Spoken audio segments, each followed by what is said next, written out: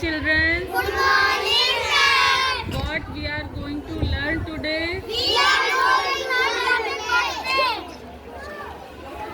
Which bird is called the king of birds? Eagle is called the king of birds. Name a bird that sing. Nightingale is bird that sing. Name a flightless bird. Kiwi is the fatness bird. Name a bird of prey. Vulture is the bird of prey.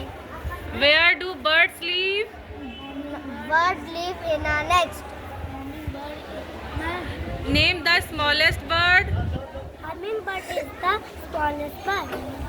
Name the bird that lays the largest egg. Hostess lays the largest egg. Which bird is called the king of birds? Eagle is called the king of birds. Name a bird that sing. Hummingbird is the nightingale is the bird of sing. Name a flightless bird. Kiwi is a flightless bird. Name the smallest bird. Hummingbird is the smallest bird.